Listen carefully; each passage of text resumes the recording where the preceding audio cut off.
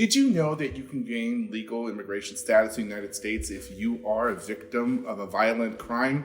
Hello, my name is Patrick Valdez with the Valdez Law Firm, and I'm here to explain to you how that happens.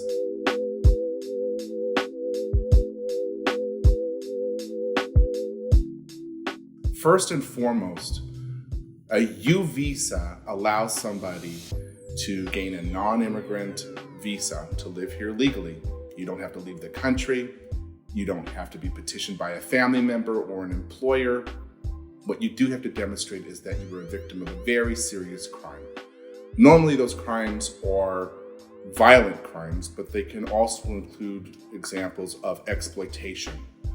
If you've been a victim of sexual assault, if somebody has held you against your will and forced you to work without pay, if somebody blackmailed you, and of course, if somebody assaulted you in a very serious way where you ended up in the hospital and you were hurt in a very serious way. Remember, however, is that there is a rather large backlog of U visa applications. Many people have applied for these applications and these applications are pending. So although you can submit the application now, you're going to have to wait several years before you're actually going to have your visa given to you. It's important to remember that. So what happens when you're a victim of a very serious crime? The first thing that you should do is you should report the crime to the police. You should cooperate fully with the members of the police force. You should seek medical help if you need it. And if the perpetrator is caught, you should communicate with the prosecutors in court and cooperate with them during the prosecution before a judge. In order to qualify for the U visa, either an authorized member of the police force or the prosecutor needs to sign what's called a certification. This certification identifies you as the victim. It identifies the qualifying crime, allowing you to apply for the U visa, and attests to the fact that you have been helpful, you are being helpful, or you could be helpful in the future in the context of the investigation or the prosecution. Once that certification is signed, you're eligible to submit your application to the immigration authorities. That application should provide a detailed declaration about what you experienced as a victim of this crime.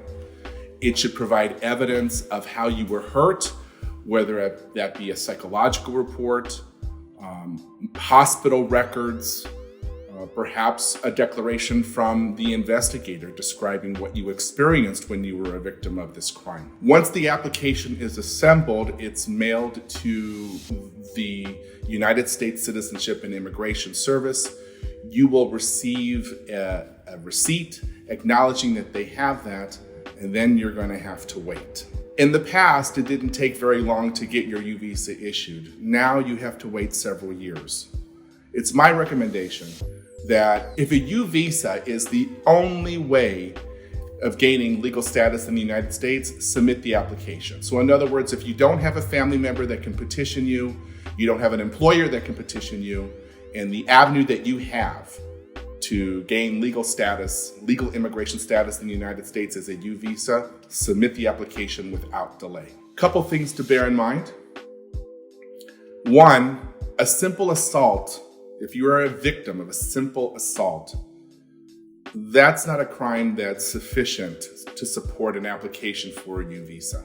Also keep in mind that the government will have an opportunity to review your history in this country. So if you have been stopped by the immigration authorities at the border, if you have been arrested by the police, those events will come to the surface in the process of applying for a U visa. What's wonderful about the U visa program is violations of immigration law and violations of state and local laws can be waived as a matter of discretion. It makes this program very, very powerful.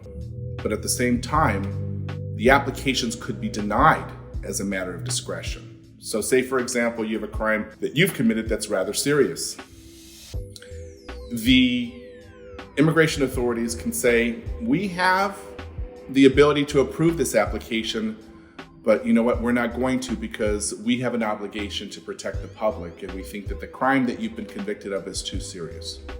A positive thing about the U visa program is that you can include family members. So if you have minor children that are undocumented, or if you have a spouse that's undocumented, or if minor children were victims of a crime and they have parents that are undocumented, they're all included in this program, and they can all benefit from applying for a U visa and gaining a legal status in the United States through this opportunity. Now, what happens when the U visa is granted to you? Well, you're going to receive a work permit for 4 years. The visa, however, is good for 3 years. After you've had the U visa for 3 years, you're eligible to apply for your permanent residency. You're going to submit an adjustment of status to the government, and through that process, you're going to gain legal residency in the United States. You're going to be able to do it without being petitioned by a family member. You're not going to have to leave the country. You're not going to need any waivers to do that. What's absolutely critical is that whatever information that you submitted in your original U visa application was thorough and complete and disclosed everything about your history in this country, because that information has to match everything that's in your adjustment of status in order to gain legal residency. Once you gain legal residency, you're in for the rest of your life, and you have the opportunity to become a U.S. citizen after 5 years, 3 years if you're married to another U.S. citizen. So, for example, one of our clients was the victim of a hate crime. He was out with a friend. It was late at night, and for no reason, 3 people jumped out of a car and beat him up mercilessly. He was hospitalized for several days. He suffered a brain injury.